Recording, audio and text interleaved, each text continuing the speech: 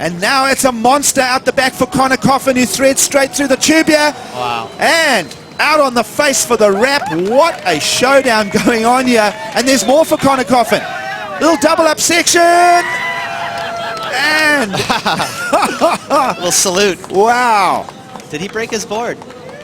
No, he didn't. Wow. So that's exactly right on cue. And I said, hey, we're bound to see a perfect barrel here. No one's really tapped into that crazy wave we've been seeing all day. Finally, Connor got himself right in the zone. Wow. That man on screen. he has a reason to smile. That's going to be a big score.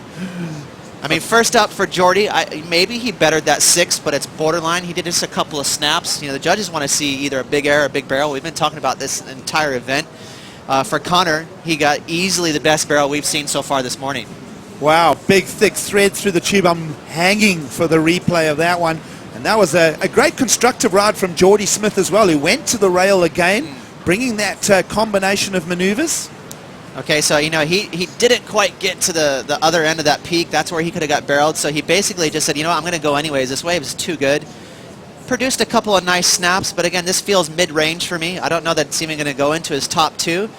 The judges want to see either big airs or big barrels, and here we go, big barrel for Connor. And the technique on that drop was very cool, Gigs. You know, that was a technical late drop, and he handled it with ease. He was so casual. You know, he took that drop and just basically stood straight up. So he stayed casual under pressure. You know, that drop would have been easy to catch an outside rail. Instead, he just dropped straight down and extended his body and stood tall and proud. Well, Jordy Smith's counting rides prior to the last ride being scored, a 7.2 and a 6.33. We'll see if that power rail game from Jordy can bump the 6.33 out and a replacement score come in.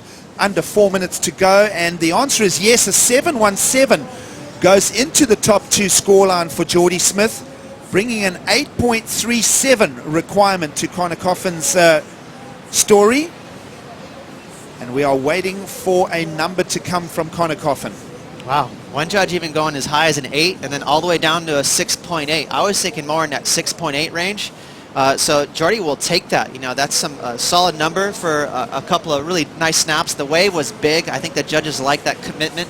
You know, big wave, nice snaps. They love that. Well, viewership, if you were watching yesterday afternoon, the quarterfinals, Sebastian Zietz and Jordy Smith going into the 9s and 10s. We're waiting for a score for Connor Coffin here. And Connor will get going again. Another opportunity. Little clamp on the tube and he'll just find his way through. And Connor Coffin now on the inside section. So momentum still. He has another little section to work with. Whitewater at the end as well. Oh. And wow, 3 minutes to go. And Connor Coffin will wait for that score. But meanwhile, the judges will now bring the number for the previous tube ride. Ross, it's a 9-point ride. We see a situation change. Strider, you're down there with it. Yes, we're down here. John, how good does Connor Coffin serve? Best surfer in the world. Wow, this is a pretty big moment, obviously, but there's still a little time left in this heat. But Connor just got another little backup. How's the feeling right now in the gut? It's good. You know, whatever happens, I'm stoked. I'm going to surf the final and surf my best in the final and still focusing. It's still some time left. Anything can happen at this point. Well, we'll let you get back to it. Good luck.